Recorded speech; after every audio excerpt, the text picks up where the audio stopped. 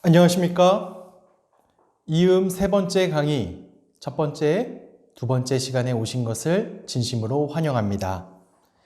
우리 지난 시간에 이어서 우리는 오늘 그리스도 안에서 이루어진 일들에 대해서 한번 나눠보려 합니다. 우리가 그리스도인이 되고 나서 어떤 놀라운 축복을 받았는지, 그리스도인이 어떤 놀라운 복을 누리고 있는지 우리 한번 살펴보도록 하겠습니다. 33페이지입니다. 우리가 예수님을 믿을 때에 주어지는 하나님의 축복은 엄청납니다. 하지만 우리는 정작 그 사실을 제대로 알지도 못하고 누리지도 못하고 있어요. 우리에게 허락된 풍성한 삶을 누리기 위해서는 먼저 우리에게 일어난 엄청난 일이 무엇인지 알아야 합니다. 그 영적인 축복을 끊임없이 발굴하고 탐험해 가는 것이 그리스도인의 삶이기 때문입니다. 자, 우리는 불행한 그리스도인들을 종종 봅니다. 과연 어떤 사람들이 불행한 그리스도인이다 라고 말할 수 있을까요? 아마 이렇게 생각해 보면 어떨까요? 자신의 통장 안에 100억이라는 돈이 있어요. 그런데 그 사실을 모르고 사는 거예요. 그래서 매일 나는 5만 원이 없어서 2만 원이 없어서 사람들에게 아쉬운 소리를 해야 하면서 살아야 했던 거죠. 왜? 만약에 내가 통장에 100억이 있다는 사실을 알았다면 이렇게 남들한테 아쉬운 소리 하면서 살지 않았을 텐데 말이죠.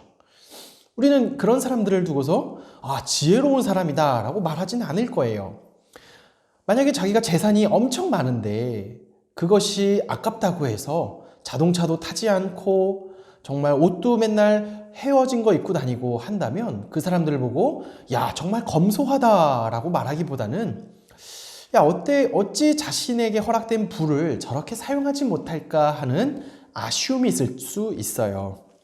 마치 불행한 그리스도인들도 이와 비슷하다고 볼 수 있어요. 하나님이 우리에게 주신 복이 이렇게 많은데 우리는 이렇게 많은 줄도 모르고 요만한 것만 가지고 요거 해야 하나 말아야 하나 벌벌 떨면서 사는 그리스도인들. 저는 그것을 보면 불행한 그리스도인이다라고 말할 수 있어요. 하나님이 주신 축복이 엄청 많은데 하나도 누리지 못한 채 맨날 미간에 인상만 쓰면서 하나님께 벌 받지는 않을까? 하나님께 이거 못하면 혼나지 않을까? 하면서 벌벌 떨면서 마치 종살이의 노예처럼 사는 것. 하나님이 우리를 자유케 하셨는데 종살이의 노예처럼 사는 것이 불행한 그리스도인이다라고 말할 수 있겠죠. 자, 그렇다면 우리가 그리스도 안에서 예수님을 믿게 되었고 예수님께 속하여 주님의 것이 되었다면 그로 인해 우리에게는 엄청난 일들이 일어났어요. 우리가 얻는 그 영적인 축복은 어떤 것들이 있을까요? 첫 번째 축복입니다. 첫 번째 축복은요, 하나님께서 그리스도 안에서 나를 받아주셨어요. 요한복음서 1장 12절은 이렇게 말합니다. 그러나 그를 맞아들인 사람들, 곧 그 이름을 믿는 사람들에게는 하나님의 자녀가 되는 특권을 주셨다. 즉, 우리는 하나님의 자녀가 되었어요. 자녀가 된 것은 하나님이 그저 받아주신 거예요. 이것은 너가 조건이 좋았으니 받아준 게 아니에요. 최근에 입양에 대한 이야기를 했을 때 한 공직자가 이런 이야기를 했어요. 입양을 한다라는 것은 그 아이가 흠이 있던 없던 그것과 상관없이 전 인격적으로 그 아이를 온 마음으로 수용해 주는 것이 입양이다라는 이야기를 했죠. 이게 바로 자녀됨이죠. 자녀됨은 그 사람의 특징이나 그 사람의 장점, 단점, 상벌에 대한 점수제로 채택되는 것이 아니라 그냥 받아주는 거죠. 로마서 8장 15절은 이것을 구체적으로 이렇게 이야기해요. 여러분은 또다시 두려움에 빠뜨리는 종살이의 영을 받은 것이 아니라 자녀로 삼으시는 영을 받았습니다. 그래서 우리는 그 영으로 하나님을 아빠, 아버지라고 부릅니다. 하나님께서 우리를 자녀로 삼아주시고 우리를 입양해 주셨어요. 그래서 우리는 하나님을 아버지라고 할 수 있게 된 거예요. 우리는 입양되었어요. 하나님의 자녀가 이제 되었어요. 아까 말했잖아요. 입양이라는 것은 이 아이가 흠이 많아요. 파양하는 것. 그것은 말이 되지 않는 소리예요. 자녀를 입양한다는 것은 이 아이의 이런 흠이 있든 마음에 상처가 있든 육체적 한계가 있든 상관없이 온 마음으로 너는 우리의 자녀야 라고 하는 것이 입양인 거죠. 하물며 사람들도 이럴진데 하늘에 계신 하나님께서 우리를 입양하셨을 때에는 우리의 우리의 단점들의 여부를 가지고 야, 너 이제 자녀 아니야? 라고 하는 분이 아니에요. 그저 오롯이 너는 내 자녀야 라고 해주신다는 것이죠. 그러니 기억하세요. 예수님을 믿은 저와 여러분은 하나님의 자녀입니다. 고린도전서 6장 19절에서 20절에는 우리를 하나님께서 자신의 것이다 라고 말하셨어요. 여러분의 몸은 여러분 안에 계신 성령의 성전이라는 것을 알지 못합니까? 여러분은 성령을 하나님으로부터 받아서 모시고 있습니다. 여러분은 여러분 자신의 것이 아닙니다. 여러분은 하나님께서 값을 치르고 사들인 사람입니다. 그러므로 여러분의 몸으로 하나님을 영화롭게 하십시오. 우리는 거저 하나님의 자녀가 된 게 아닙니다. 하나님께서 우리를 세상에서 구원하셔서 우리를 하나님의 자녀로 삼아주셨을 때에는 피 흘림을 하셨어요.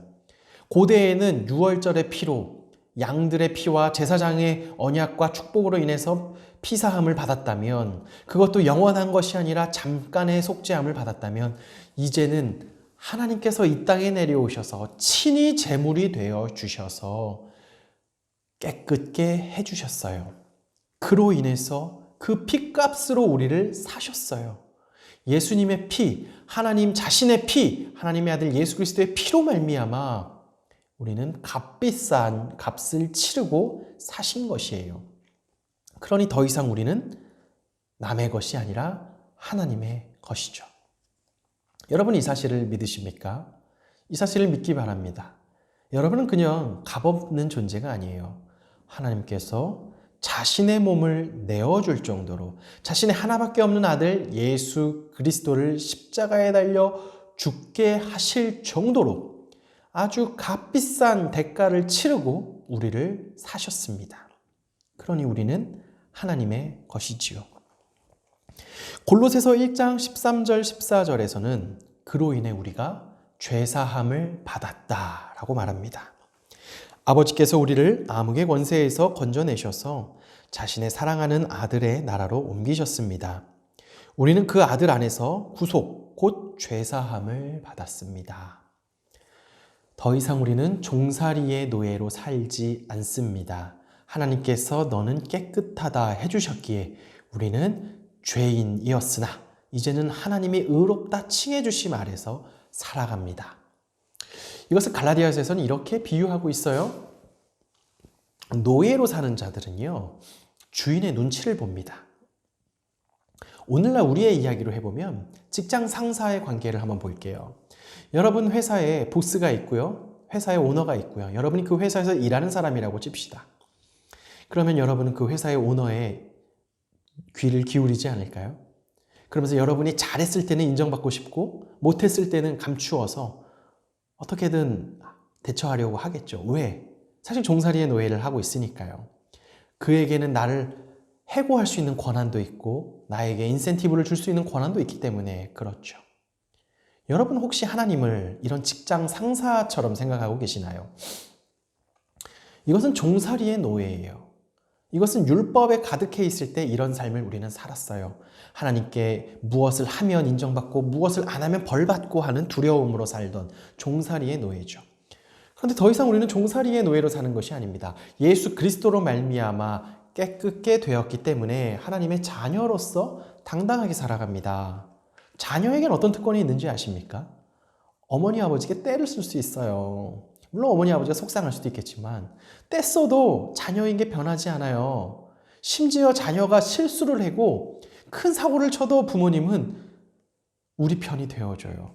하나님은 그런 분이세요. 종살이의 노예로 벌벌 떨면서 우리가 사는 존재가 아니라 아버지가 되신 하나님, 즉 아버지니까 가끔은 지치고 넘어질 때 하나님 나한테 왜 그러세요? 라고 항의해도 하나님께서 그냥 품어주세요. 왜? 아버지시니까. 이게 아들 된 자의, 딸 된 자의 자유함이죠. 그래서 그리스도가 우리 안에 함께 할 때 우리는 자유함을 얻는다는 것입니다. 죄사함의 자유함을 얻어요. 이것이 하나님이 우리에게 주신 첫 번째 특권, 우리를 그냥 있는 모습 그대로 받아주셨다라는 것입니다. 두 번째 특권이 있어요. 두 번째 특권은요, 바로 나는 그리스도 안에서 특별한 존재라는 것입니다. 세상은 말해요. 너는 특별해, 너는 스페셜해 라고 말하는데 그 근거가 없어요. 자기 뇌 생각에 의해서 그냥 나는 특별해 라고 말할 수는 있지만 딱히 근거가 없어요. 그리고 딱히 나를 보면 뭐가 특별할까 생각해 볼 수 있어요. 이 수많은 70억 인구 중에 한 명일 뿐인데 내가 없더라도 세상은 여전히 잘 돌아갈 텐데 무엇이 특별하단 말이에요. 그런데 하나님은 우리를 특별한 존재라고 말해줘요. 여러 사람 중에 그냥 한 명, 그래서 군중 중에 한 명 없어도 상관없는 그런 존재가 아니라 유일한 한 명, 특별한 한 명이라고 말해주죠. 요한복음 15장 5절은 우리가 포도나무의 가지다 라고 말을 해요. 나는 포도나무여 너희는 가지이다. 사람이 내 안에 머물고 있고 내가 그 안에 머물러 있으면 그는 많은 열매를 맺는다. 너희는 나를 떠나서는 아무것도 할 수 없다. 우린 주님을 떠나서 아무것도 할 수 없어요. 대신에 예수님에게 붙어 있기 때문에 우리는 주님이 할 수 있는 능력을 우리 안에서 행할 수 있어요. 많은 열매가 나와요. 그게 우리가 대단해서가 아니라 우리가 예수님께 붙어 있기에, 그 예수님의 힘이 대단하기에 우리를 통해 그 힘이 흘러나가죠. 에베소서 2장 10절은 우리가 하나님의 작품이다 라고 말합니다.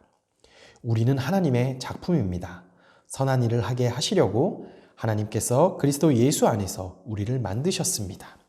하나님께서 이렇게 미리 준비하신 것은 우리가 선한 일을 하며 살아가게 하시려는 것입니다.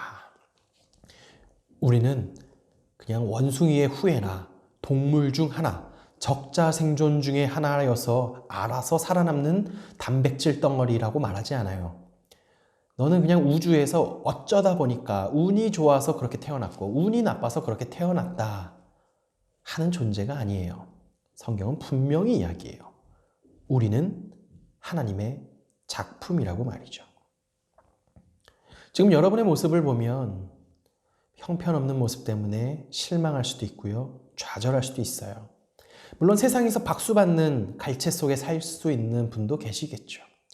그러나 그 이면에 홀로 있을 때, 오롯이 홀로 있을 때 스스로를 보시면 나의 윤리성도 무너져 있고 나의 대단하다고 생각하는 것도 형편없다고 볼 때, 그런 우리를 볼 때 우리는 자괴감이 오죠. 근데 그런 우리를 보고 하나님은 너는 내 아들이야. 그리고 너는 나의 작품이야 라고 말하는 거죠. 그래서 우리는 하나님의 작품입니다. 사도 바울은 빌립보서 4장 13절에 이렇게 고백을 합니다. 나에게 능력을 주시는 분 안에서 나는 모든 것을 할 수 있느니라.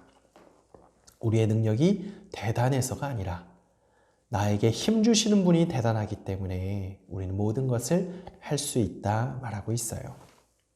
이것이 두 번째 특권, 우리를 특별한 존재로 불러주신 것입니다. 세 번째 특권이 있습니다. 우리는 그리스도 안에서 특별한 존재가 되었을 뿐 아니라 새로운 관계와 소속을 경험합니다. 그러한 경험은 자기 자신을 새롭게 인식하도록 도와주며 나아가 공동체를 새로운 관점으로 바라보도록 이끄는 한편 서로 사랑하며 보살피고 동일한 사명을 가지고 일하며 궁극적으로 이것을 가능케 하신 하나님을 바라보고 예배하며 살게 합니다. 마지막 세 번째 축복은요, 나는 그리스도 안에서 새로운 가족에 속했다라는 것입니다. 에베소서 2장 19절은 그리스도 안에 있는 우리가 하나님의 가족이라고 말을 해요. 그러므로 이제부터 너희는 외인도 아니요 나그네도 아니요 오직 성도들과 동일한 시민이요 하나님의 권속이라. 여러분, 우리가 모두 하나님의 가족이라는 사실을 아십니까? 예수님의 이름을 믿는 사람들, 동일한 아버지를 섬기는 우리는 하나님의 한 가족이라는 사실을 인지하고 계십니까? 같은 아버지 밑에 있는 자식들은 피가 달랐어도 한 아버지 아래에 있기 때문에 가족입니다. 제가 2016년도에 해군 사관학교 생도들과 순항훈련을 떠났을 때였습니다. 일본의 도쿄에 기항했을 때 사관학교 생도들과 함께 여러 교회를 리서치하다가 일본에 있는 온누리 교회, 당시 문봉주 목사님이 심우하시는 온누리 교회에 방문하게 되었어요. 토요일 날 생도들을 데리고 그곳에 방문하였을 때 문봉주 목사님께서는 우리를 위해 예배를 해주셨고 우리 애를 환영해 주셨고 식사도 대접해 주셨고 무엇보다 일본 선교에 대해서 설명도 우리에게 해주셨습니다. 그때 문봉주 목사님이 하셨던 이야기가 제일 인상 깊었던 이야기가 하나 있어요. 여러분, 이렇게 일본에 와서도 아버지의 집이 있다는 게 얼마나 기쁩니까? 저는 그 이야기가 너무나 마음에 와닿습니다. 한국에 있는 우리도 아버지의 집에 함께 있고 또 우리가 일본에 있을 때에도 그리스도인이다라는 이유만으로 그곳에서 환대를 받고 함께 형제자매로 예수님의 이야기를 나눌 수 있다는 것 자체가 얼마나 크고 놀라운 축복인지 뼈저리게 느꼈습니다. 우리는 하나님 안에서 한 가족입니다. 심지어 언어가 잘 통하지 않다 할지라도 같은 그리스도 안에 있으면 우리는 한 가족이죠. 제가 캐나다에 갔을 때, 캐나다에 있던 한 교회를 방문했을 때 그 교회에서는 한국에 있는 젊은 전도사님들이 왔다고 해서 우리를 너무나 환영해주고 홈스테이를 해주고 싶었던 권사님과 같은 분들이 계셨는데 마침 그것을 기대하다가 병원에 입원하셨던 분이 계셨어요. 그래서 그 캐나다 목사님은 저와 또 다른 신학생 2명만 데리고 그 권사님 신방을 갔어요. 젊은 한국에서 온 신학생을 만나자 그 권사님으로 추정되는 할머니는 손을 꼭 잡더니 막 너무 반가워하셨어요. 그때 제가 기도를 해드렸어요. 근데 공교롭게 저는 영어를 잘 못합니다. 그분은 한국말을 할 줄 모르고요. 그래서 저는 그냥 한국말로 기도를 했어요. 그런데 놀라운 일이 일어났어요. 그 권사님도 펑펑 울었고 저도 울었고 거기서 그곳을 이끌어 주셨던 캐나다 목사님도 말씀하셨어요. 너무 고맙다고. 물론 영어로 말했죠. 언어가 통하지 않아도 같은 하나님 아버지를 믿는다면 우리는 하나님의 가족이에요. 영신교회에 하나님이 불러주셨어요. 어떠세요? 하나님의 가족이라고 느껴지시나요? 하나님의 가족이시라면 이렇게 무관심할 수 있을까요? 한 가지 바라기로는 이음셋을 하시는 여러분 결단 한번 해보시죠. 우리 교회에 하나님의 가족이나 내가 크게 관심 두지 않았던 분들이 많았다면 이번 주에는 한번 관심 갖는 건 어떨까요? 나를 새로운 가족 공동체에 속해 주신 하나님, 그 가족원들을 생각해보는 시간을 가져보면 어떨지 한번 결단해보면 좋겠습니다. 고린도전서 12장 27절은 교회를 그리스도의 몸이다 라고 말해요. 여러분은 그리스도의 몸이요 따로따로는 지체들입니다. 우리는 주님의 몸이에요. 우린 머리가 아닙니다. 그 몸들이 서로를 위하고 격려하고 서로 사랑하는 것, 예수님이 가르쳐 주신 새 계명이기도 하죠. 우리는 그 몸을 서로 살피며 세워갑니다. 그래서 에베소서 2장에서는 이런 표현을 합니다. 그리스도 안에서 건물 전체가 서로 연결되어서 주님 안에서 자라져 성전이 됩니다. 그리스도 안에서 여러분도 함께 세워져서 하나님이 성령으로 거하실 처소가 됩니다. 우리는 성령의 전이고요. 우리를 모여서 함께 자라져 가는 사람들이에요. 여러분 교회 왜 오세요? 교회 어떤 사람들이 오는 것 같습니까? 사업하러 오시나요? 제가 군교에 있을 때 진해한 장로교회랑 이야기를 나눴는데요. 그 장로교회에서는 한 고민이 있었어요. 옆에 채선당이 개업했는데 그 채선당 주인이 교회 주차장을 공짜로 쓰려고 교회 등록을 한 거예요. 그리고 한 달에 헌금 10,000원 하고. 교회 그런 식으로 올까요? 왜 올까요? 뭐 여러 가지 이유로 올 수도 있어요. 그런데 교회 오는 이유는요. 예수님이 좋아서 와요. 여러분을 살려주신 예수님이 좋아서요. 여러분 이걸 듣는데 예수님이 좋지 않으신 분이 계신가요? 예수님에 대해서 저랑 이야기 좀 나누시죠. 이음셋이 중요한 게 아니라 예수님을 믿으셔야 됩니다.